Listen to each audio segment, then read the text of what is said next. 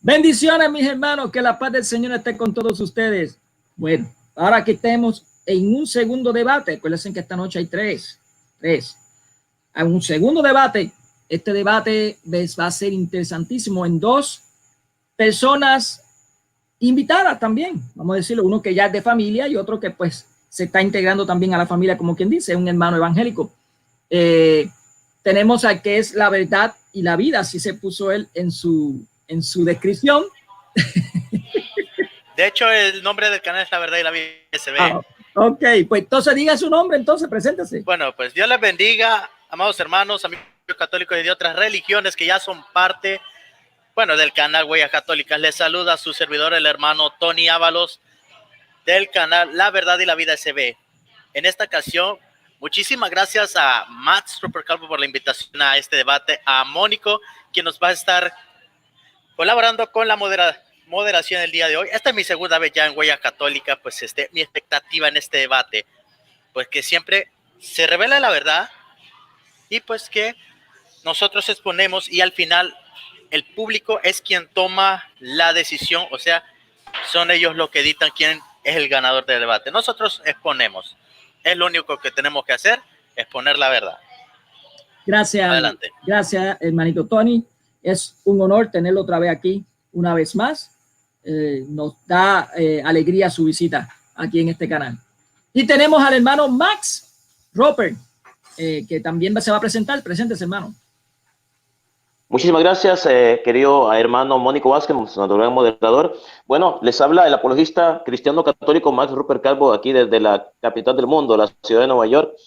El día de hoy, pues, vamos a estar debatiendo el tema del canon bíblico. Saludos a mi amigo Tony Ábalos. Son allá las tipo 3 de la tarde con 5 minutos ahí donde está él. Aquí en Nueva York somos las 7, ¿qué hora? 6 y 8, 6 minutos. Bueno, nos llevamos 3 horas.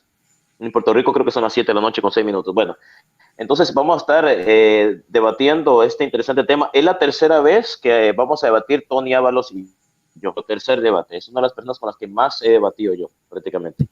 Y espero que todos ustedes en sus casas pues estén pendientes de nosotros, viendo nuestro debate y sacando sus apuntes, sus conclusiones. Bueno, aquí les paso al moderador Mónico Vázquez. Adelante, hermano Mónico. Muchas gracias, hermano Max. Este que va a moderar es el hermano Mónico. Soy catequista, ministro de la música y apologeta también. Y pertenezco al pueblo de Junco de Puerto Rico. Aquí son las 7 de la noche, 7 y 7. Y más, sin perder más tiempo, vamos a comenzar entonces este excelente tema de debate. El tema va a ser el canon bíblico. El canon bíblico. Así que vamos a hacer dos tiempos, 20 minutos cada uno, 15 minutos cada uno.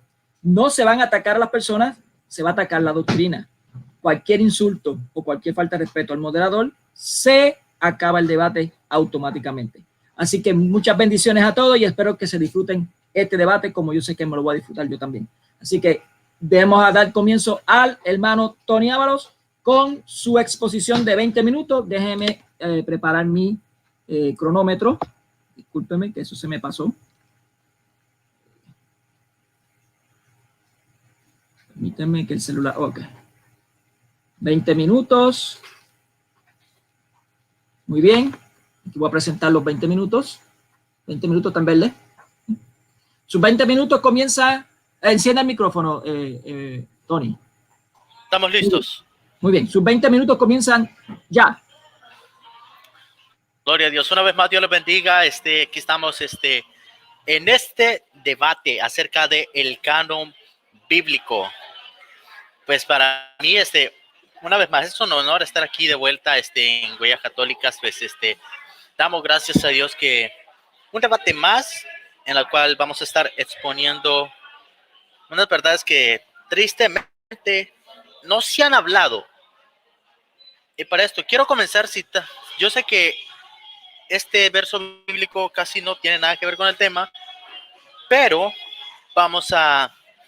lo quiero citar como una introducción a este tema, que es el canon bíblico. Y va a estar en 2 de Timoteo, capítulo 3, verso del 14 al 17. 2 de Timoteo, capítulo 3, verso del 14 al 17, y dice la palabra de Dios: tal como está escrita en el nombre del Padre, Hijo y Espíritu Santo. Dice su palabra. Pero persiste tú en lo que has aprendido y te persuadiste, sabiendo de quién has aprendido, y que desde la niñez has sabido las sagradas escrituras, las cuales te pueden hacer sabio para la salvación por la fe que es en Cristo Jesús. Toda la escritura es inspirada por Dios y útil para enseñar, para redarguir, para corregir, para instruir en justicia, a fin de que el hombre de Dios sea perfecto, enteramente preparado para toda buena obra. Y lo vamos a leer también en la versión Nueva Traducción Viviente, que dice de la siguiente manera: pero tú debes permanecer fiel a las cosas que se te han enseñado. Sabes que son verdad porque sabes que puedes confiar en quienes te las enseñaron. Desde la niñez se te han enseñado las sagradas escrituras, las cuales te han dado la sabiduría para recibir la salvación que viene por confiar en Cristo Jesús. Toda la escritura es inspirada por Dios y es útil para enseñarnos lo que es verdad y para hacernos ver lo que está mal en nuestra vida. Nos corrige cuando estamos equivocados y nos enseña a hacer lo correcto. Dios la usa para preparar y capacitar a su pueblo para que haga toda buena obra. Padre, en el nombre maravilloso de Cristo, te damos gracias, Señor amado, porque hasta este día tú nos has guardado con tu paz, con tu gracia, con tu bendición, con tu misericordia, Señor amado. Gracias, Cristo bendito, porque nos permites aquí una vez más exponer de tu palabra. Sea usted, Señor amado, hablando a través de mi boca. En el nombre maravilloso de Cristo, gracias, Señor. Amén, Señor, y amén. Gloria sea al Señor. Bueno, Okay. Hermanito Tony, comience sus 20 minutos. Le quedaba 17 minutos con 26. Bueno, continúe. Bueno, vamos a resumir el tiempo. Ok. Pues vamos a, como ya citamos las escrituras,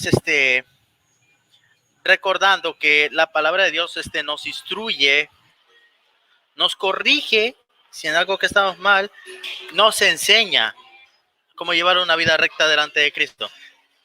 Esta es solamente una pequeña introducción, pero vamos a el tema, vamos al punto. El canon bíblico, el cual la Iglesia Católica sostiene que a través de la tradición los cristianos han aceptado los libros adicionales en el Antiguo Testamento, los apócrifos, como está en el paréntesis, así le llamamos nosotros los apócrifos. Si no saben qué significa apócrifo, se los explico de inmediatamente. Apócrifos hacemos como referencia a, como decir, que no son parte del canon. Ok. Y que esa misma iglesia, la que definió el canon de la Biblia, esto quiere decir que ellos definieron qué libros eran parte de la Biblia y cuáles no. Pero su argumento no tiene fuerza histórica, porque cuando se analizan los datos vemos que la iglesia primitiva en unanimidad rechazó los libros que la iglesia de Roma dice que son inspirados y parte de las escrituras. Esto crea un problema en el tema de la tradición porque nos trae a la mente las siguientes preguntas. ¿Cuántas tradiciones contradictorias existen? ¿Es la iglesia de Roma infalible al definir 15 siglos después algo no aceptado en la iglesia? Otro clavo más en el ataúd de la muerte del argumento católico respecto al canon del Antiguo Testamento es Anastasio de Alejandría, quien dice lo siguiente. Afirma explícitamente que la iglesia utiliza los libros apócrifos, o como lo llaman el catolicismo, los deuterocanónicos, pero no los considera parte del canon, ya que están al mismo nivel que el libro del pastor de Hermas, estándar que aceptaba la iglesia en sus tiempos y región en el canon hebreo, que es el mismo que la iglesia protestante, con la única excepción del libro de Esther. Y otro punto, los libros del Antiguo Testamento, por tanto, son 22 en número, porque este es el número tradicional de letras entre los hebreos. Voy a entrar un poquito en materia. Los judíos aceptaron habían dicho los hebreos, como dice aquí el documento, 22 libros. Eran 22 libros debido a que como todo estaba unido, fue hasta que ya se empezó a separar, que ya después de haberse traducido del hebreo y el griego al latín. Pero vamos a ver qué dijeron los padres de la iglesia referente a ello. Lo que creían los padres de la iglesia. El canon ya estaba definido en la iglesia mucho antes del Papa Dámaso, Atanasio escribió de nuevo: no es tedioso hablar de los libros del Nuevo Testamento. Estos son los 4 evangelios de acuerdo con Mateo, Marcos, Lucas y Juan. Luego los Hechos de los Apóstoles y Epístolas. Santiago 1, de Pedro 2, de Juan 3. Después de estas, uno de Judas. Además, hay 14 epístolas de Pablo escritas en este orden. La primera a los romanos, luego 2 a los corintios, luego a los gálatas, sigue a los efesios, luego a los filipenses, luego a los colosenses, luego de estos 2 a los tesalonicenses y la de los hebreos, y de nuevo 2 a Timoteo, 1 a Tito, y último la de Filemón. Además de el Apocalipsis de Juan 6. Estas son las fuentes de salvación que aquellos que tienen sed pueden satisfacerse con estas palabras vivas.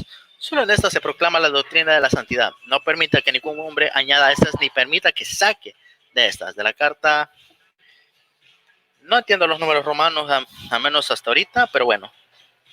No, la 39ª del año 367 después de Cristo, de la tercera novena carta de San Atanasio, obispo de Alejandría, en el festival pascal.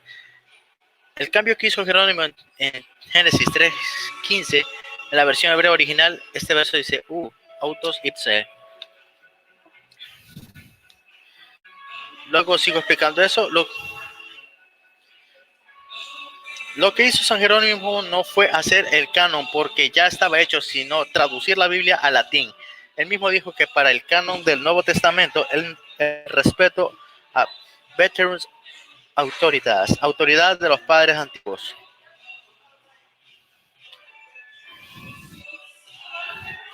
Veremos ahora cómo, según la historia del canon del Nuevo Testamento, tomado del Nuevo Testamento 3, tomado de Merkaba.org, desde el principio fue formando el canon del Nuevo Testamento, en lo cual vamos a entrar en materia más adelante, al menos con lo demás. Me gustaría citar otro.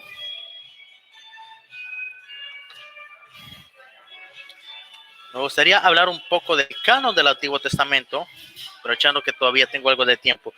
Los judíos tenían un cuerpo de escrituras claramente definido que resumían colectivamente como la Torá o la ley. La Torá o la ley conformaban de los siguientes libros, que eran Génesis, Éxodo, Levíticos, Números y Deuteronomios.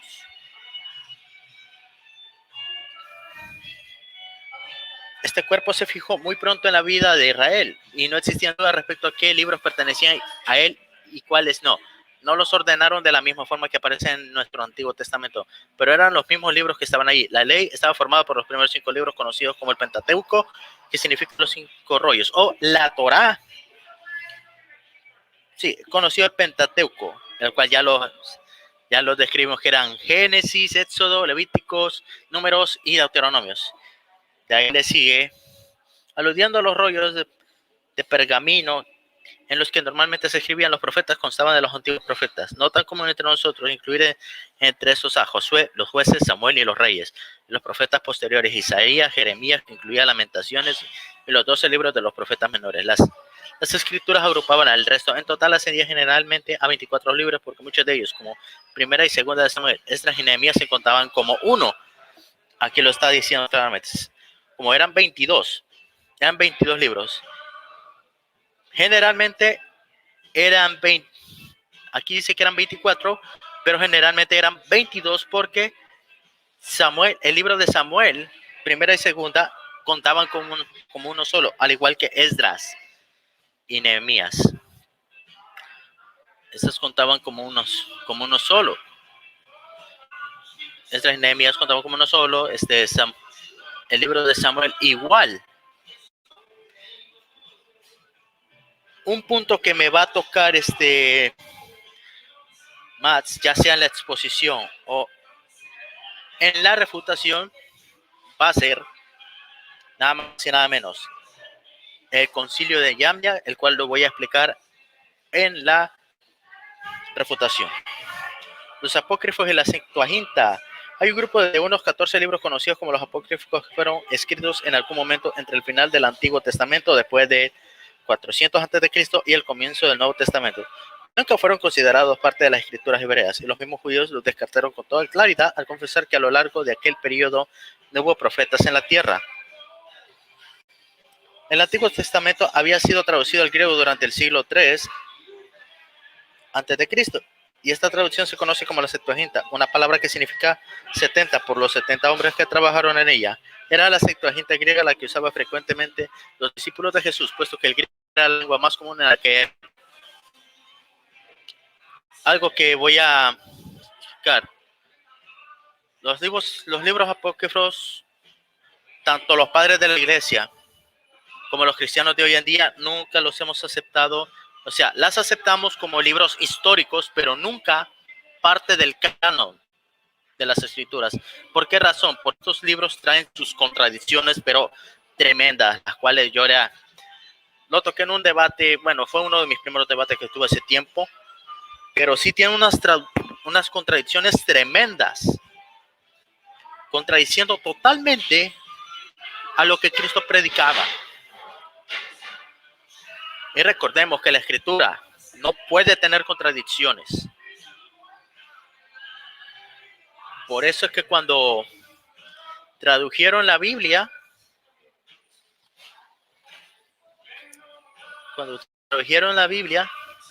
como se explica en los documentos,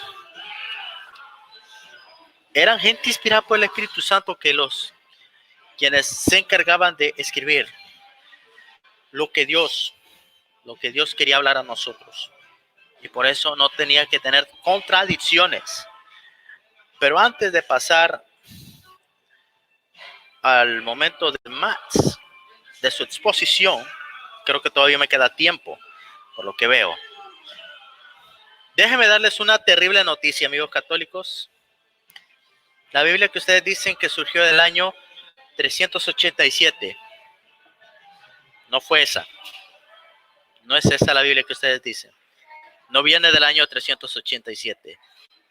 La Biblia que ustedes usan, que tiene incluidos los deuterocanónicos como parte del canon, surgió en el Concilio de Trento, del año 1545 al 1563 después de Cristo. Canonizó estos libros con unos 1500 años después de que fueron escritos, en gran parte como una reacción a la Reforma Protestante. O sea, les había afectado, la religión católica en ese entonces les había afectado. Muchísimas gracias, señor moderador, por el tiempo. Les había afectado a los amigos católicos en aquel tiempo, en el tiempo de la Edad Media, que habían personas que habían arriesgado sus vidas solamente para traer hasta la fecha de hoy las escrituras en nuestros idiomas natales, en este caso en español, en inglés, en alemán, holandés, etcétera. Y hasta la fecha, traducir las escrituras no es una tarea fácil, no es una tarea bonita, en el sentido que hay que jugarse la vida simplemente para que la palabra de Dios llegue a otras personas.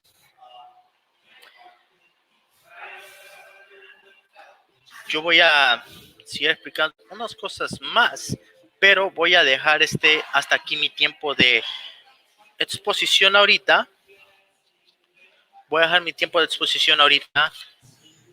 Así que Dios les bendiga y pues dejamos al señor moderador.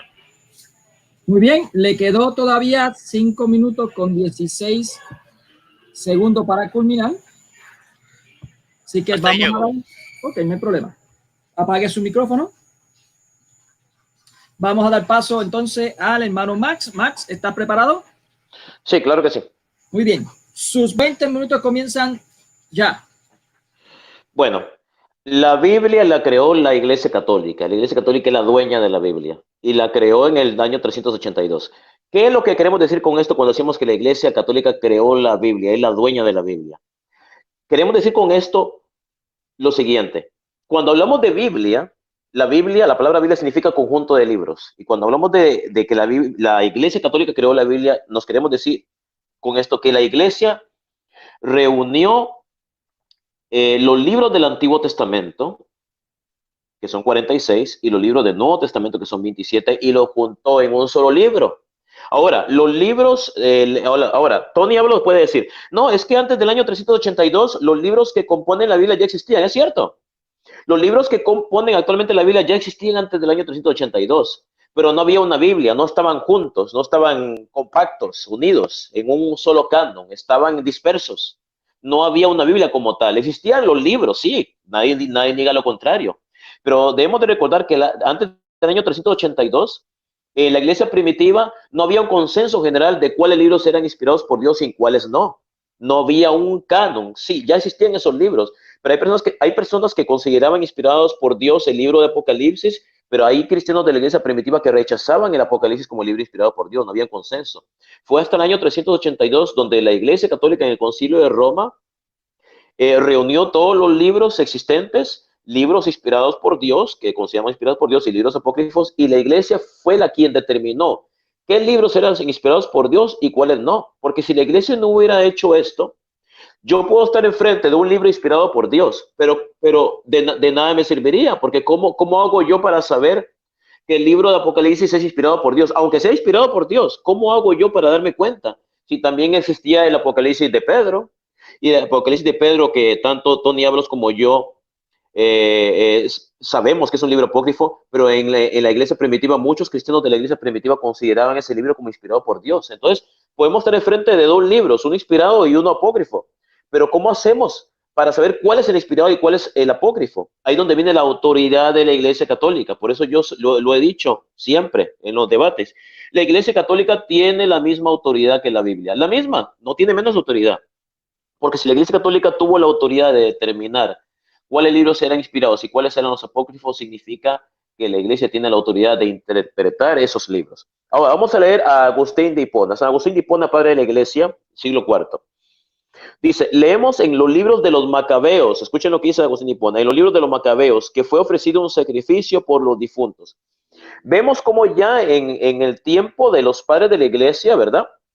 Ya los padres de la iglesia consideraban el libro de los Macabeos, por ejemplo, que es uno de los 7 libros deuterocanónicos que los protestantes rechazan, ya lo consideraban inspirado por Dios. Vamos a hacer un pequeño resumen. En el año 1569, el protestante Casiodoro de Reina sacó su Biblia, la primera Biblia protestante llamada la Biblia del Oso. La Biblia de Casiodoro de Reina del año 1569 tenía los mismos 73 libros que actualmente tiene la Biblia católica. Luego, en el año 1602, ¿verdad? El protestante Cipriano Valera, ¿verdad? Mejoró la versión de Casiodoro de Reina, ¿verdad? Y por eso es que a partir del año 1602 la Biblia protestante se le llama la Biblia Reina Valera, por Cipriano Valera y Casiodoro de Reina. En el año 1827, las sociedades bíblicas de Europa, financiadas por grupos protestantes, decidieron quitarle los 7 libros deuterocanónicos a la Biblia por presiones de estos grupos, puesto que estos grupos de protestantes millonarios, la mayoría de ellos eran metodistas, decidieron que no iban a seguir financiando a las sociedades bíblicas unidas para que ésta imprimiera Biblias si no le quitaban esos 7 libros. Entonces, a partir del año 1827, esta información yo sé que no la sabe Tony Ábalos, todas las Biblias protestantes tienen 66 libros, solo a partir del año 1827. Desde el año 1569, que salió la primera Biblia protestante, la Biblia del Oso, hasta el año 1827, todas las Biblias protestantes tenían los mismos 73 libros que actualmente tiene la Biblia católica, incluyendo los 7 libros deuterocanónicos. Entonces deberíamos de preguntarnos, ¿fue la Iglesia Católica la que le agregó libros a la Biblia o fueron los protestantes que se los quitaron? Es obvio que se los quitaron. Y si mi amigo Tony Ábalos no me cree, él puede investigar eso. Los libros deuterocanónicos significa del segundo canon. Los libros deuterocanónicos formaban parte de la versión griega de las Escrituras, escrita alrededor entre el año 250 al año 150 antes de Cristo. Entonces, debemos de recordar que los libros del Nuevo Testamento fueron escritos en griego koiné.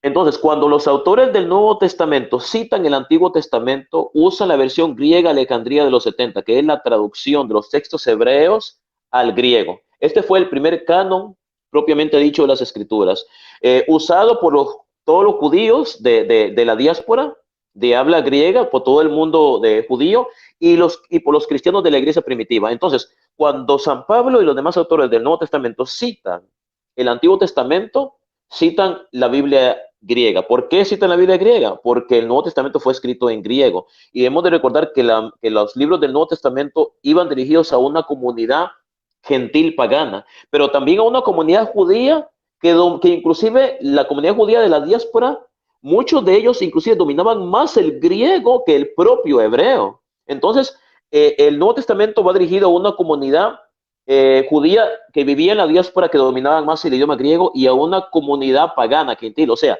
a gentiles y paganos o paganos que se habían convertido al cristianismo. Entonces, cuando San Pablo y los autores citan el Antiguo Testamento, usan la versión griega Alejandría de los 70. Ahora bien, la versión griega Alejandría de los 70, hecha en Alejandría, Egipto, alrededor del año 250 antes de Cristo, contiene los libros deuterocanónicos, los mismos 7 libros que el protestante Casiodoro de Reina incluyó en la Biblia, en la primera Biblia protestante. Los mismos 7 libros que las sociedades bíblicas de Europa, a presión de los grupos protestantes, le quitaron a las Biblias en el año 1827. Pero como sabemos, estos libros forman parte de la versión griega Alejandría de los 70. Y los autores del Nuevo Testamento, cuando citaban el Antiguo, citaban las escrituras griegas. Y las escrituras griegas, como yo les dije anteriormente, contienen los libros deuterocanónicos. Ahora bien, los padres de la iglesia, Efraín el Sirio, continuó, en el siglo IV escribe: si tal como está escrito, los hombres de Matatías, encargados del culto para el ejército, con las ofrendas expiaron las culpas de aquellos que habían perecido y eran impíos por sus costumbres, cuando más los sacerdotes de Cristo, con las santas ofrendas y sus oraciones, expían los pecados de los difuntos.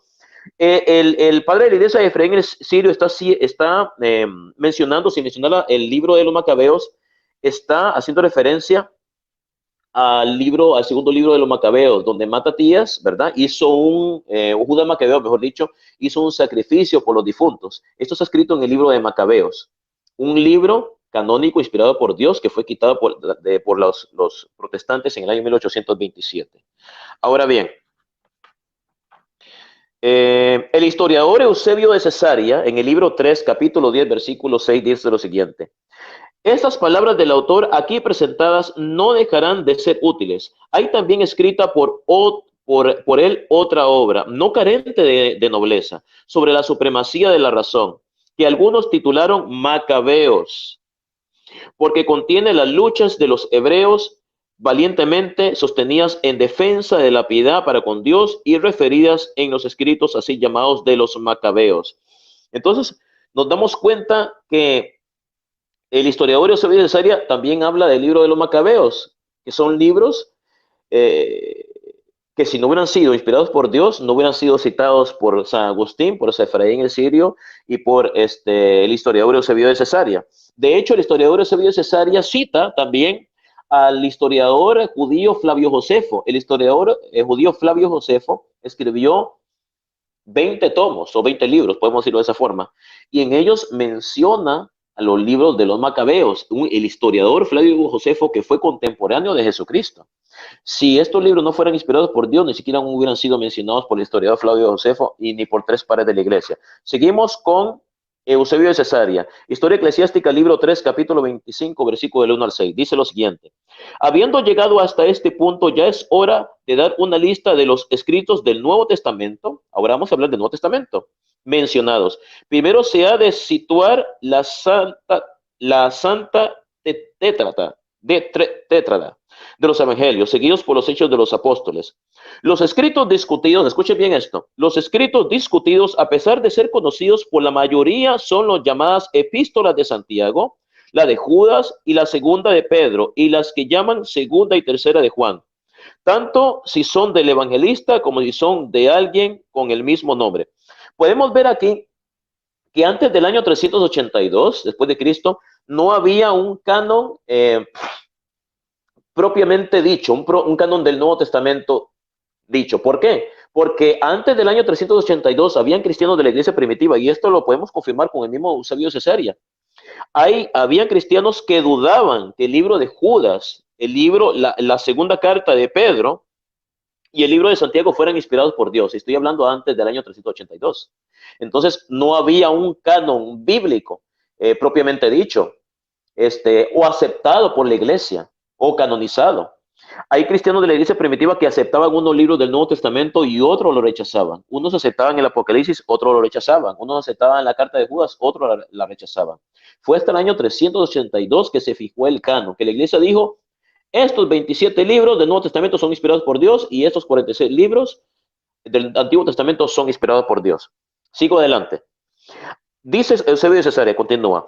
Hay que considerar como expurio los siguientes: los hechos de Pablo, ¿se dan cuenta? Un libro apócrifo, los hechos de Pablo, el llamado pastor, el Apocalipsis de Pedro, a la que dicen que es epístola de Bernabé, el escrito llamado Enseñanza de los Apóstoles, y como dije, si se desea, el Apocalipsis de Juan. ¿Escucharon?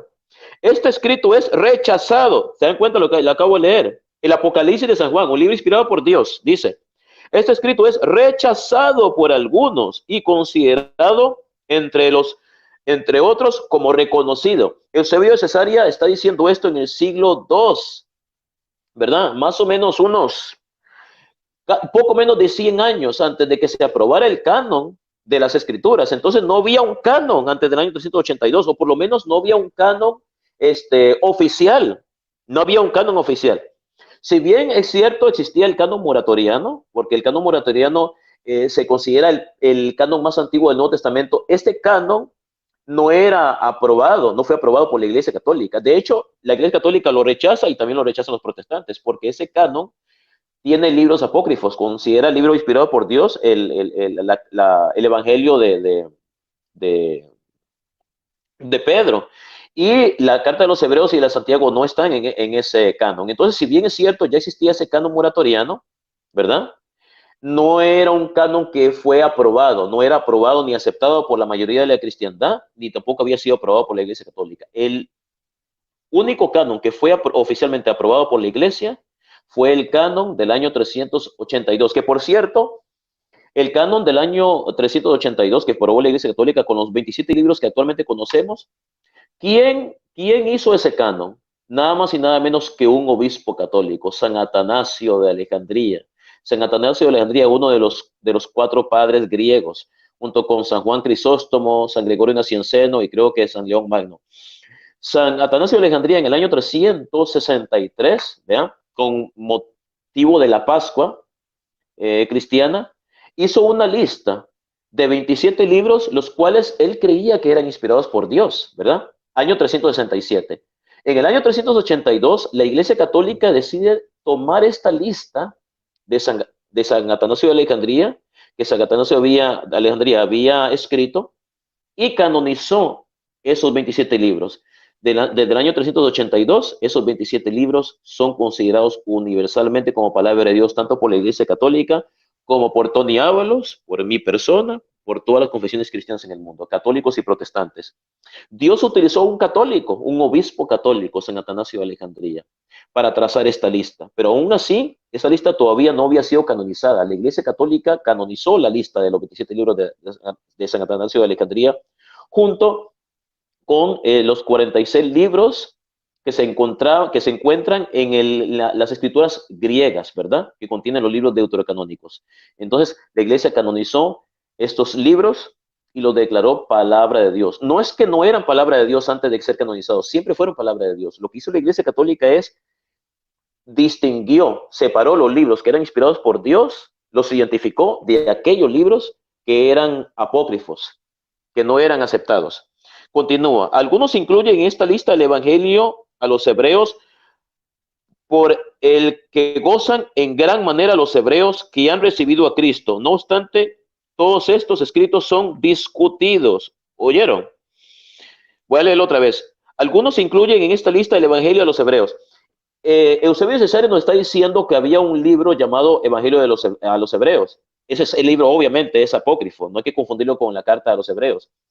Y el mismo Eusebio de Cesarea nos está diciendo que ese libro era considerado inspirado por Dios por algunos cristianos de la iglesia primitiva, antes de que la iglesia católica canonizara los 73 libros que hoy tiene la Santa Iglesia Católica, la Biblia Católica.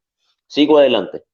Así pues, nos hemos visto obligados a hacer la lista también de los discutidos, separando los escritos que según la tradición eclesiástica son verdaderos, originales y admitidos, de los restantes, y a pesar de no ser testamentarios, sino discutidos, son conocidos por la mayoría de los autores eclesiásticos. De este modo podemos ver estos escritos y también aquellos que bajo el nombre de los apóstoles han diseminado los herejes, como si contuvieran los evangelios de Pedro, de Tomás, de Matías o de cualquier otro, así como los hechos de Andrés o de Juan o de otros apóstoles. De todos estos, ninguno fue considerado jamás como digno de ser citado por los escritores de la sucesión eclesiástica. Y vamos a ver, vamos a continuar. Historia eclesiástica, libro 6. Continúa Eusebio de Cesarea, el historiador Eusebio de Cesarea. Tan cuidadosa era la investigación que Orígenes, fíjense bien, Eusebio de Cesarea cita Orígenes, tan cuidadosa era la investigación que Orígenes hacía de las palabras divinas, que incluso aprendió la lengua hebrea, adquirió en propiedad las escrituras originales, conservadas entre los judíos con los propios caracteres hebreos, y siguió la pista de las ediciones de otros traductores de las Sagradas Escrituras, aparte de los 70. En otras palabras, Eusebio de Cesarea nos está diciendo que Orígenes usó la versión griega Alejandría de los 70, ¿verdad? Si el escritor Orígenes usó la traducción griega Alejandría de los 70 es porque esta traducción o este canon tenía autoridad. Y como vuelvo y repito, la Biblia griega, ¿verdad? Conocida como la Septuaginta o la Biblia de los 70, ¿verdad? Que fue escrita en Alejandría, inició más o menos en el año 250 antes de Cristo y concluyó en el año 150, más o menos se tomó unos 100 años los escritores de Alejandría en traducir los textos hebreos al griego, ¿ya? Esta misma Biblia griega era utilizada por los autores del Nuevo Testamento cuando estos citaban el Antiguo, porque vuelvo y repito, hacia quienes iban dirigidos los mensajes que están escritos en los libros del Nuevo Testamento, hacia los judíos que vivían en la diáspora, que dominaban más el griego que el mismo idioma hebreo, y también a aquellas personas llamadas gentiles. ¿Quiénes son los gentiles? Aquellos que no eran judíos, aquellos que solamente hablaban griego. Entonces el Nuevo Testamento estaba dirigido a una comunidad griega. Y cuando se citan los libros del Antiguo Testamento, se citan los libros deuterocanónicos que forman parte de la versión griega de Alejandría de los 70. Podemos ver un ejemplo en los libros deuterocanónicos citas. Por ejemplo, la mujer casada con 7 hombres. Eso lo podemos ver en Mateo capítulo 22, versículos del 25 al 29. O sea, los judíos le hablan de Jesús, que hubo una vez una mujer que tenía 7 maridos y cada uno de ellos murió. Podemos ver este acontecimiento en el libro de Tobías, capítulo 3, versículos del 7 al 9. De modo que lo que se dice, lo que está escrito en el Evangelio de Mateo sobre esta mujer que tuvo 7 maridos y que cada uno de ellos murió, ella se moría y ella se casaba con otro, fue realmente tomada de la historia que está escrita en el libro de Tobías, en el capítulo 3, versículo del 7 al 9. Bueno, me queda menos de un minuto. Y así hay muchas referencias que por falta de tiempo no se las voy a dar, pero más adelante, muchas referencias donde los libros deuterocanónicos son citados de forma indirecta por los autores del Nuevo Testamento. Bueno, con esto termino mis 20 minutos de exposición. Adelante, Mónico Vázquez. Gracias, hermano. Me queda aproximadamente unos 20 segundos. Bueno, aproximadamente. Bien, vamos a dar paso entonces a los 15 minutos de refutación por parte del hermanito Tony Ábalos. Tony, ¿está preparado? Enciende el micrófono. Listo. Muy bien. Sus 15 minutos comienzan ya. Gloria sea al Señor. Pues yo la verdad no sé en qué momento supuestamente dice Mats que los citan o que supuestamente hacen referencias indirectas. Pues déjenme decirles esto que es terrible, al menos para el catolicismo romano. Los libros apócrifos tienen errores. contienen doctrinas antibíblicas, como por ejemplo, esto de la oración o la oración por los muertos. La oración por los muertos en la guerra, en la cual vemos explícitamente el por qué murieron, y sobre todo es una contradicción a lo que dice Hebreos 9:27, que dice: de la manera que está establecida, que los hombres mueran una sola vez y después de esto el juicio. Ese sería el número 1. La noción de que el mundo fue creado fuera de materia preexistente. Sabiduría de Salomón en contraste con Génesis 1 y Salmo 33:9. La idea de que dar limosna y otras obras pueden hacer expiación por el pecado. Eclesiástico 3:30, 3:3, 5 al 5, capítulo 5, verso 5, 20:28, 35:3, 45:16, 45:23, en contraste a los Romanos 3:20. Invocación e intercesión de santos, según de Macabeos 15:14, Baruch 3:4, en contraste con Mateo 6:9. La oración de ángeles, Tobías 12:12, en contraste con Colosenses 2:18, y al purgatorio y la redención de las almas después de la muerte, como lo explicaba según de Macabeos 12:42, en contraste con Hebreos 9:27. Los apócrifos no saben en las versiones antiguas de la Septuaginta. Escuchamos a nuestro amigo Max, que dijo que sí, cuando en realidad es cierto que las últimas copias de la Septuaginta incluyen los apócrifos, los eruditos anotados. Sin embargo, aunque la Septuaginta fue traducida varios siglos antes del tiempo de Cristo, aparentemente no fue sino hasta el cuarto siglo después de Cristo los apócrifos fueron añadidos a esta traducción. Los eruditos no conocen ningún manuscrito de la Septuaginta de más antigüedad que el cuarto siglo que contengan los apócrifos, sugiriendo que los apócrifos no estaban en la Septuaginta original. Pero aun cuando si un manuscrito que mencionamos esto porque los apóstoles citaron de la Septuaginta del primer siglo en sus escritos del Nuevo Testamento. Sin embargo, no existe una sola cita de los apócrifos en sus escritos. Y esto puede significar dos cosas. Uno, los apócrifos no estaban en la Septuaginta del primer siglo, lo cual es lo que evidencia histórica parece sugerir. Número dos, si los apócrifos estaban en la Septuaginta del primer siglo, todos fueron ignorados por los apóstoles porque ellos sabían que no pertenecían al canon de las Escrituras. ¿Y por qué no pertenecían al canon de las Escrituras? Por la misma sencilla razón. Porque habían contradicciones tremendas, horribles, las cuales ya mencionamos. Algo que voy a explicar, lo del concilio de Llana, porque ya hemos escuchado a varios católicos citar lo del concilio de Llana, que supuestamente es un concilio, según ellos, anticristiano, como he escuchado a diferentes apologistas católicos. Gloria a Dios. Pues otra cosa que voy a tocar en estos instantes, lo que iba a tocar el concilio de Yamnia, lo que estaba explicando, eso lo usan más que todo como para decir que, como una excusa para decir que nosotros no queremos aceptar no aceptamos los libros apócrifos como inspiración, como libros inspirados, o echándole la culpa a los judíos de que no aceptaron esos libros, cuando realmente, déjenlos explico. Entre los años 90 y 100 después de Cristo, un grupo de eruditos judíos se reunieron en Yamnia, Israel, para debatir asuntos relacionados con las escrituras hebreas. Se ha sugerido que el canon de dichas escrituras se acordó allí. La realidad es que no se hizo ningún registro contemporáneo de las deliberaciones en Yamnia, y nuestro conocimiento, por lo tanto, depende de los comentarios de rabíes posteriores.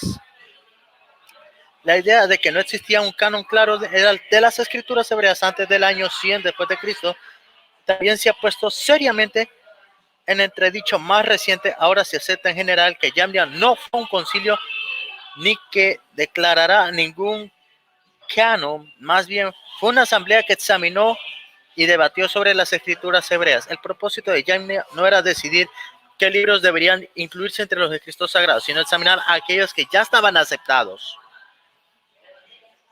Aquí es donde se bota esa mentira que dicen de que el concilio de Diana están decidiendo cuáles iban a ser los libros canónicos y cuáles no. Ese es un punto. Segundo punto. Están los rollos del Mar Muerto. La colección de rollos disponibles desde el descubrimiento de los primeros textos en 1947, cerca de Wadi Rum, cerca del Mar Muerto, no aporta a los estudiosos una lista definitiva de los libros del Antiguo Testamento, pero aunque lo hiciera, no nos diría necesariamente lo que creía la corriente principal del judaísmo ortodoxo. Sin embargo, lo que sí podemos afirmar con seguridad es que todos los libros del Antiguo Testamento están representados entre la colección del Corán, con la excepción de Esther, y son citados frecuentemente como escritura. Nunca a los apócrifos se les da el mismo tratamiento. A pesar de las sugerencias de ciertos eruditos, no existe ninguna prueba, ni siquiera a partir de los rollos del Mar Muerto, de que hubiera otros libros que compitieran por un lugar dentro del canon del Antiguo Testamento. Para los judíos, por lo tanto, la escritura como revelación de Dios a través de los profetas terminó alrededor del año 450 a.C. con el final del libro de Malaquías. Esta era la Biblia de Jesús y de sus discípulos, y era precisamente la misma en contenidos que nuestro Antiguo Testamento. Eso quiere decir que ya después del libro de Malaquías viene un periodo de 400 años de silencio hasta que Cristo nace, que es donde empieza el periodo de la gracia. Y pues vamos a seguir citando un poco más de patrística. Déjame ver qué dice el libro. Aquí ya me cayó. Aquí lo tengo. Ok. El Concilio de Valencia del 1229, en el Concilio de Trento 1545. El Papa Clemente XI, 1713, prohibieron que la Biblia fuera traducida en idiomas populares para evitar su lectura. Mi pregunta es el por qué querían evitar la lectura. Cuando Cristo nos mandó, Juan 5:39, escudriñad las escrituras porque en ellas tenéis palabras de vida eterna, y esas son las que dan testimonio de mí. Eso fue lo que dijo Jesucristo. Y aquí va la pregunta. Si la religión católica fue la que creó la Biblia, según lo está exponiendo el amigo Max Rupert, entonces ¿por qué la prohibieron? Y entonces ¿por qué mataron a aquellos que la estaban traduciendo? ¿Por qué tuvieron que, en la mal llamada Santa Inquisición, por qué mataron a aquellos que estaban arriesgando sus vidas para que la palabra de Dios llegara a nosotros? Esa es la pregunta. Simple y sencilla razón. Lo que querían evitar es que todos tuviéramos conocimiento de la palabra de Dios. En aquel entonces, aquel que se atreviera a traducir la Biblia, a leerla, lo mandaban a matar, ya sea en la horca, la hoguera, etcétera, cualquier tipo de tortura que utilizaron en aquel tiempo. Y precisamente cuando se le había quedado la señal a mi amigo Max, alguien comentó que la Biblia mía no tiene sabiduría.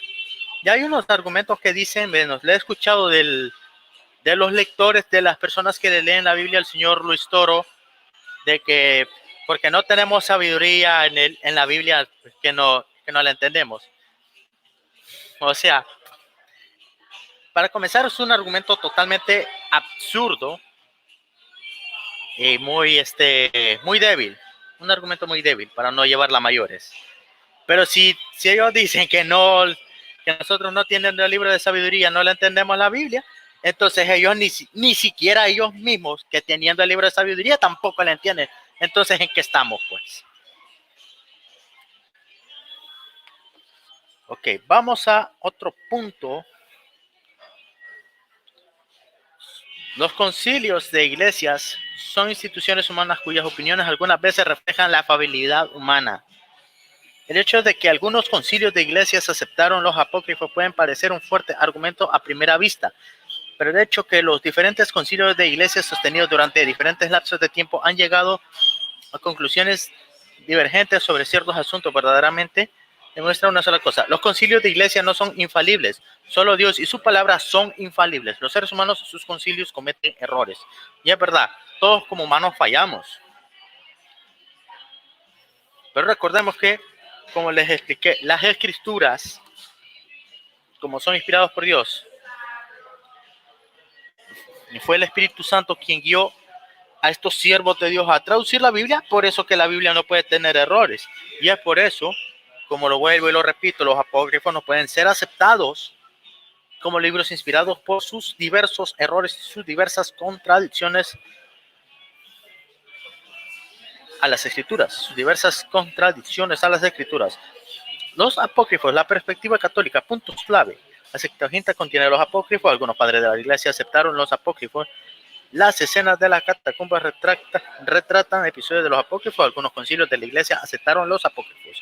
Algunos libros apócrifos se encontraron en el Qumran junto con los libros canónicos del Antiguo Testamento. La evidencia indica que los apócrifos no pertenecen a la Biblia. Número 1.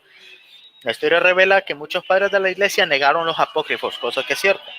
Número 2. La evidencia cristiana temprana argumenta contra los apócrifos. Número 3. Los judíos de Palestina de la era cristiana temprana rechazaron los apócrifos. Número 4. Los apócrifos contienen errores históricos, evidencialmente cierto. Número 5. Los apócrifos contienen doctrinas antibíblicas. Muy cierto. En esto te ponemos ejemplo lo del pescado, la oración los muertos, la persistencia de que dicen de el mundo fue creado fuera de la materia persistente, etcétera, etcétera. Los apócrifos muy probablemente no estaban en las versiones de la Septuaginta. Escenas de los apócrifos, número 7. Escenas de los apócrifos en las paredes de las catacumbas romanas no prueban la canonicidad de los apócrifos. Número 8. Los concilios de las iglesias eran instituciones humanas cuyas opiniones algunas veces reflejan la afabilidad humana. Y número 9. La presencia de los libros apócrifos en Qumran, junto con los rollos del Mar Muerto, no prueban su canonicidad. Y vamos a seguir tocando otro punto. ¿Me puede avisar este moderador cuánto tiempo me queda, por favor? Antes de yo seguir. Mónico Vázquez. Aquí estoy, que estaba ahogado. ¿Cuánto tiempo me queda, moderador? 2 minutos y 35 segundos. 2 minutos 35 segundos. Ok, Hipólito, en el año 205, con esta cita patrística, terminó antes de terminar con el verdadero plato fuerte que son las escrituras. Él cita estas palabras sin entender lo que las precede, porque en cualquier parte que ellos quieran intentar cualquier cosa simuladamente, mutilan las escrituras. En lugar de ello, que cite los pasajes completos. Los pasajes que están en el canon de las escrituras. Voy a ir rápidamente a Deuteronomio capítulo 4 verso 2. Deuteronomio capítulo 4 verso 2. Dice la escritura: no añadiréis a la palabra que yo os mando, ni disminuiréis de ella, para que guardéis los mandamientos de Jehová vuestro Dios, que yo os ordeno. Gálatas 3:15. Gálatas 3:15. Gálatas 3:15. Dice la escritura de la siguiente manera: pero si os mordéis y os coméis unos a otros, mirad que también os consumáis unos a otros. Apocalipsis 22 del 18 al 19. Para finalizar la citación de las escrituras, 22 del 18 al 19 dice: yo testifico todo aquel que oye las palabras de la profecía de este libro. Si alguno añadiere a estas cosas, Dios traerá sobre las plagas que están escritas en este libro. Y si alguno quitare de las palabras del libro de esta profecía, Dios quitará su parte del libro de la vida y de la santidad de las cosas que están escritas en este libro. ¿Qué ha hecho tristemente a la religión católica? Ha añadido libros de más que ni siquiera son inspirados por Dios. Ha añadido libros que contradicen las escrituras. Y yo concluyo con esto. Si quieren realmente escudriñar las palabras de Dios, hay que escudriñarlas. Pero mucho cuidado con los libros apócrifos que tristemente son infiltrados como canónicos. Aquí termina mi tiempo. Muy bien, le faltó 14 segundos para culminar sus 15 minutos. Ahora vamos a dar paso al hermano Max con sus 15 minutos de refutación. ¿Preparado, hermano? Así es, hermano, listo. Ok, sus 15 minutos comienzan ya. Bueno, punto número 1. Tony Ábalos cita a Timoteo capítulo 3 y dice que toda escritura es inspirada por Dios. Bueno, cuando San Pablo dice que toda escritura es inspirada por Dios, está hablando de los libros deuterocanónicos, los mismos libros que los protestantes le quitaron a la Biblia. Porque los 7 libros deuterocanónicos, ¿verdad? Que son primer y segundo libro de Macabeos, libro de Judith, libro de Tobías, adiciones del libro de Daniel y Esther, libro de sabiduría, eclesiástico. Estos libros forman parte de la versión griega de Alejandría de los 70. Entonces, cuando San Pablo dice en 2 de Timoteo capítulo 3 que toda escritura es inspirada, se refiere a las escrituras que él mismo estaba citando del Antiguo Testamento, porque los autores del Nuevo Testamento, cuando citaban el Antiguo, citaban las escrituras griegas. Eso ya se ha comprobado, eso se sabe. Y las escrituras griegas contienen los libros deuterocanónicos. Así que cuando él dice que toda escritura es inspirada, está hablando de los mismos deuterocanónicos. Así que refutado en esto, señor Tony Ábalos, con el mismo pasaje bíblico que usted dijo de que toda escritura es inspirada. Porque si toda escritura es inspirada, tenemos que considerar como inspirados los libros deuterocanónicos. No son libros apócrifos, son libros deuterocanónicos, inspirados por Dios. Punto número 2. Llama apócrifos a los deuterocanónicos y dice que la iglesia no hizo el canon. Falso. Le comprobé que la Iglesia Católica hizo el canon de las Escrituras en el año 382. Tony Ábalos no me dio ninguna prueba de que los actuales 27 libros del Nuevo Testamento existieran antes del año 367. No me puede dar una prueba de que haya existido un canon bíblico con los mismos libros del Nuevo Testamento antes del año 367. Fue un obispo católico, San Atanasio de Alejandría. Voy a continuar. No existe ninguna prueba de que los actuales libros que componen el Nuevo Testamento, de esos 27 libros, alguien haya hecho una lista idéntica antes del año 367. Quien la hizo fue un obispo católico, San Atanasio de Alejandría, que fue aprobada por la Iglesia Católica en el año 382. Probé que antes de ese año, antes de esa época, del año 382, los cristianos de la iglesia primitiva no se ponían de acuerdo sobre qué libros eran inspirados por Dios y cuáles no. Unos aceptaban el Apocalipsis, otros lo rechazaban. Unos aceptaban la segunda carta de San Pedro, otros la rechazaban. Unos aceptaban la carta de Judas, otros la rechazaban. No había un canon definido, sino hasta el año 382. Así que está refutado en esto. Punto número 3. Tony Ábalos dice que San Atanasio no aceptaba como inspirados a los deuterocanónicos. Falso. Él no dio pruebas de que San Atanasio haya dicho que los libros deuterocanónicos sean libros apócrifos. Eso no lo dijo San Atanasio de Alejandría. Él no dijo eso. ¿Ya? No dio ninguna prueba de que San Atanasio haya dicho eso. ¿Cómo sabe él que no lo aceptaba? ¿Dio pruebas?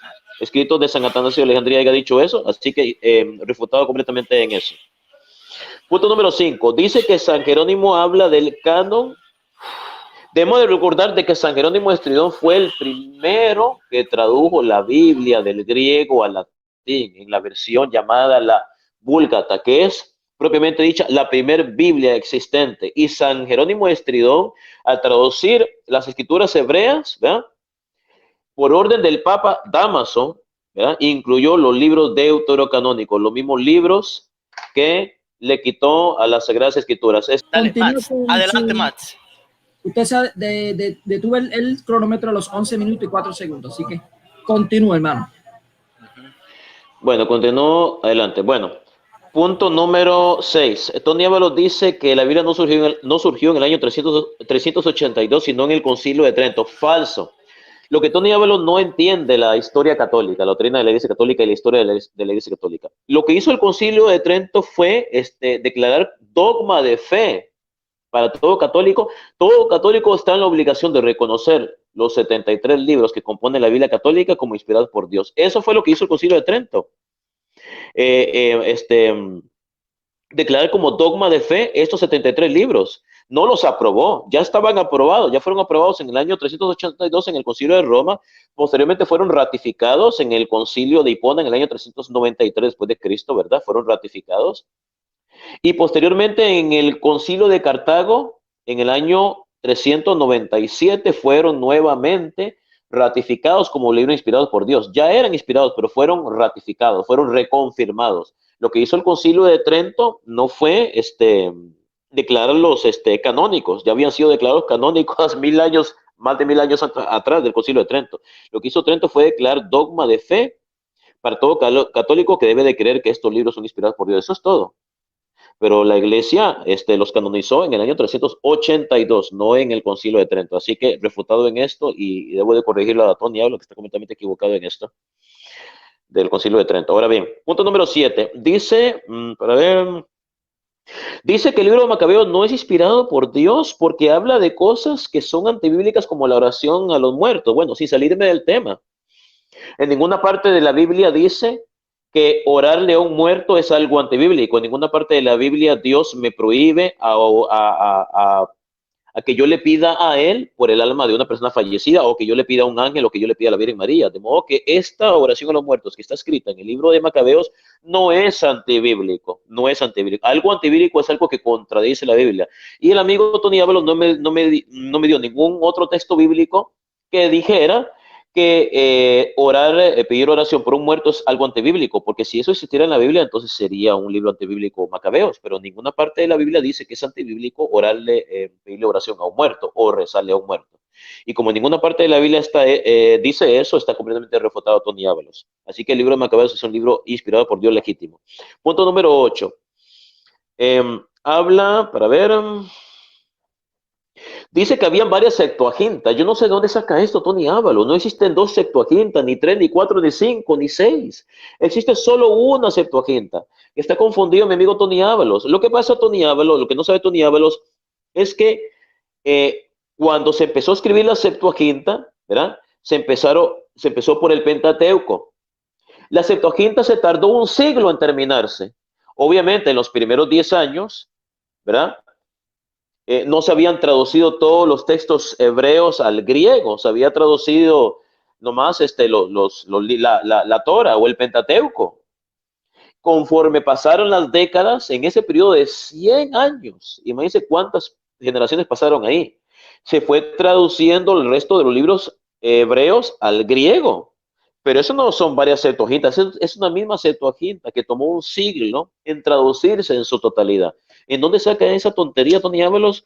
Bueno, ya me imagino dónde la sacó eso, de su pastor protestante, que le dijo esa mentira, porque es una mentira.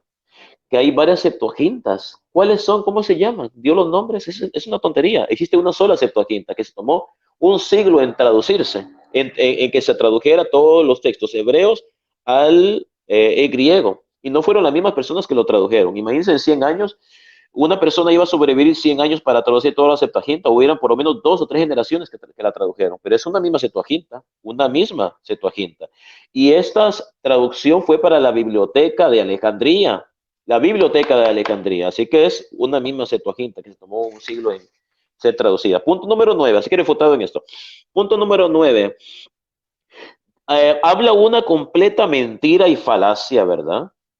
Dice que en el año 1700 o no sé qué, o 700, algo así, dice que el Papa Clemente quería evitar y prohibir las escrituras, algo completamente falso. Esa es una falacia que se la inventaron los mentirosos pastores protestantes, que son unos mentirosos, ¿verdad? Y personas como Tony Ábalos, que en el fondo es un muchacho bueno, tiene un noble corazón, cayó en esta mentira. Esas son leyendas negras. En primer lugar, gracias a la Iglesia Católica tenemos Biblia. Gracias a la Iglesia Católica usted tiene Biblia, Tony Ábalos. Gracias a la Iglesia Católica. Vamos a suponer que la Iglesia Católica en el año 382 hubiera canonizado el Evangelio de Moisés. Se sabe que ese libro es un libro apócrifo. Si la Iglesia hubiera canonizado ese libro o el Apocalipsis de Pedro, ustedes lo tendrían en su Biblia. Los protestantes tienen Biblia gracias a nosotros los católicos. Dígame qué pastor protestante canonizó los libros del Nuevo Testamento. ¿Qué pastor protestante? Cuando surgió la Reforma, Martín Lutero, ya existían todos estos libros. Habían sido aprobados por la Iglesia Católica en el año 382. La Iglesia Católica es la dueña de la Biblia, creó la Biblia y es la única que tiene la autoridad de interpretar las Sagradas Escrituras. La autoridad de la Iglesia Católica y de la Biblia es igual. Igual, la Biblia no tiene más autoridad que la Iglesia Católica. Y la Iglesia Católica tampoco tiene más autoridad que la Biblia. ¿Okay? Dios se manifiesta a través de la Iglesia y a través de la Biblia, porque dicen las Escrituras que la Iglesia es baluarte y columna de la verdad. Así que la verdad se encuentra no solamente en las Sagradas Escrituras, se encuentra también en la Biblia. Así que es una falacia de que el Papa...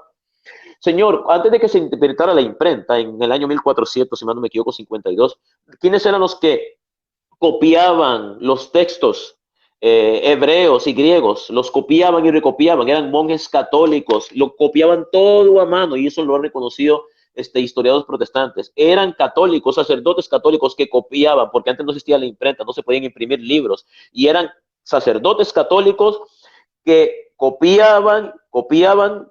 Las Biblias que usted y yo tenemos son copias, salidas de otras copias y de otras copias y de otras copias y de otras copias. Y antes de 1400 no existía la imprenta, no habían máquinas que imprimieran libros, todo se copiaba a mano, y fueron los sacerdotes católicos quienes copiaban la Biblia, ¿verdad? Las tradujeron a diferentes idiomas. Gracias a la Iglesia Católica, la Biblia llegó a todas partes del mundo, así que es una falacia y una mentira del diablo, ¿verdad? Que la Iglesia Católica prohibió la Biblia. Eso es una mentira, esas son leyendas negras, son estupideces que a usted, Tony Ábalos, le han enseñado y usted ha creído esas tonterías. Esas son estupideces, lo siento mucho. Que el Papa prohibió la Biblia, ¿en qué parte dice eso? ¿En qué libro dice eso? ¿Tiene pruebas históricas de que eso haya sido así? ¿Tiene algún historiador serio que pueda verificar eso? Serio, no historiador protestante, no. Historiador neutral, que no sea ni católico ni protestante, que pueda corroborar esa información. No son inventos que usted le dijo a su pastor protestante, así que refutado en esto, puras mentiras. Gracias a la Iglesia Católica, usted, Tony Ábalos, tiene Biblia, y yo y todos nosotros. Así que los protestantes, quieran o no, les dé la gana o no reconocerlo, por nosotros ustedes tienen Biblia. Si no fuera por nosotros, ustedes no tienen Biblia. Ustedes se quieren robar la Biblia, así como se quieren robar el título de cristiano. La Biblia es católica, no protestante. Ustedes se quieren robar la Biblia, pero la Biblia es nuestra. Y gracias a nosotros, ustedes la tienen. Así que, gracias a la Iglesia Católica. Así que refutado en esto. Punto número, Tony Ábalos, apague su micrófono, por favor. Punto número 10. Dice que los concilios cometen errores. 3 minutos. Sí, gracias. Que los concilios cometen errores y que no podemos confiar en los concilios. Ay, caray. Entonces la Iglesia Católica se equivocó al canonizar los 27 libros que actualmente componen el Nuevo Testamento. Dígame si los concilios cometen errores. Como el concilio de Roma y concilio católico no cometió ningún error, porque fue un concilio católico quien determinó cuáles libros eran inspirados por Dios y cuáles no. No fueron pastores protestantes los que determinaron eso, no fue su pastor, Tony Ábalos, fue la Iglesia Católica, ¿verdad? Así que gracias a los concilios católicos le debemos la Biblia, gracias a los concilios católicos, específicamente al concilio de Roma. Punto número 11, cita Policarpo. Policarpo es católico, señor, no era protestante. Dígame en qué parte Policarpo dijo que los libros deuterocanónicos no son nombres inspirados por Dios. No sé ni para qué usted citó Policarpo. No sé ni para qué lo citó para nada. Usted citó un católico, un padre católico, un padre apostólico católico. Y después, el colmo del descaro que mi amigo Tony Ábalos se atreve a citar, punto número 12, el libro de Apocalipsis, donde dice, hay aquel que le quita y le agregue algo a la Biblia. Sí, eso se lo aplico yo a ustedes, los protestantes. Lo que dice Apocalipsis, lo que usted leyó, agárrelo para usted. Ustedes le quitaron a la Biblia 7 libros. Yo se lo dije desde el principio. Todas las Biblias protestantes tenían esos 7 libros que usted dice que son apócrifos.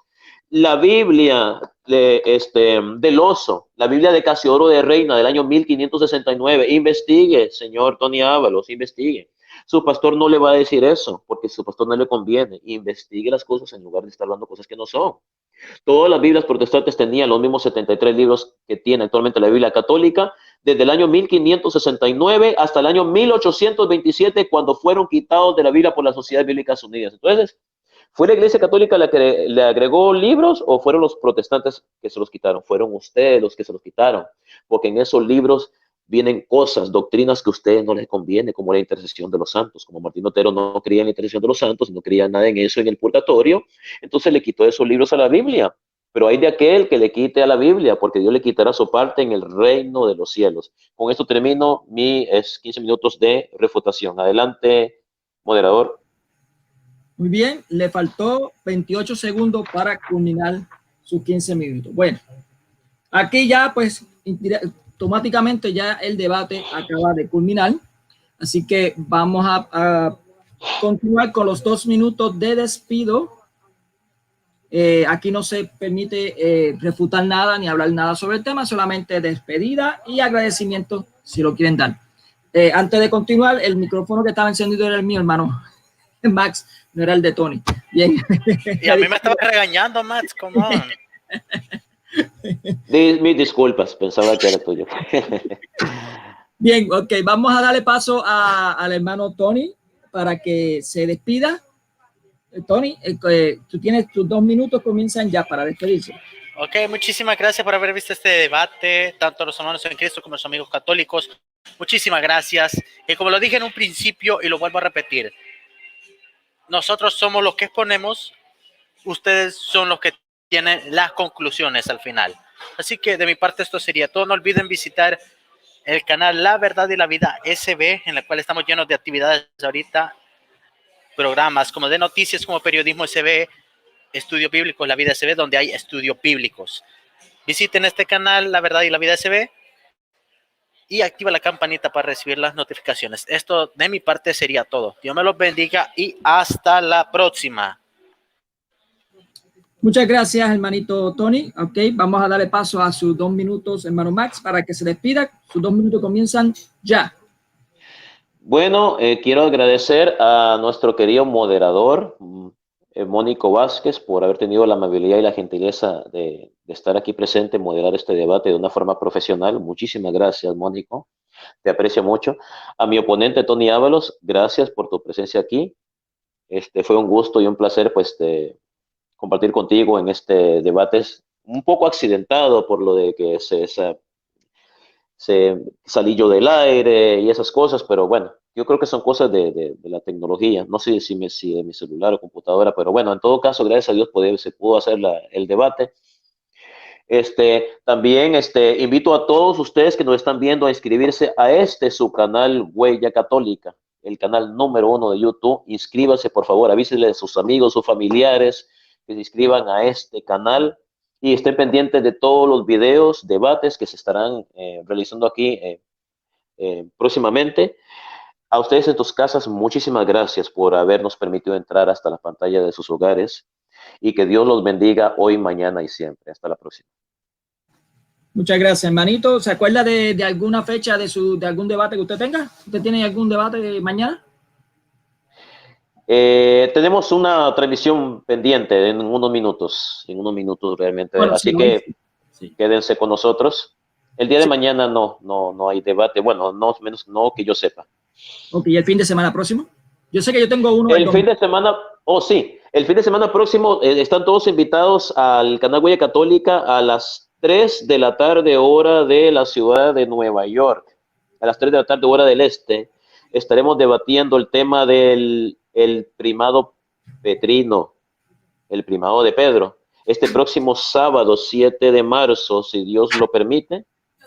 Y también tenemos una transmisión en el canal Dinastía Católica, un debate a las 7 de la noche, hora del este de los Estados Unidos, donde se debatirá el tema de la virginidad perpetua de María, en el canal hermano de Huella Católica, Dinastía Católica, próximo sábado a las 8 de la noche, hora del este de los Estados Unidos. Próximo sábado, en el canal Dinastía Católica, el canal hermano de Huella Católica, tenemos el debate sobre la virginidad perpetua de María, el apologista Rey Guardón.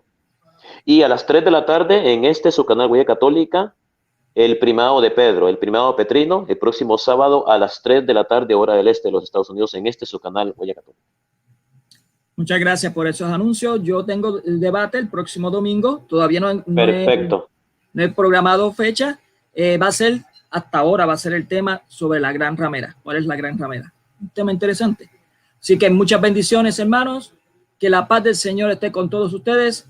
Gracias por sintonizarnos aquí en Huella Católica y no se vayan. Viene otro debate dentro de pocos minutos. Así que muchas bendiciones y que queden en la paz del Señor. Gracias a hermanito Tony y gracias al hermano Max por ese excelente debate. Muchas bendiciones.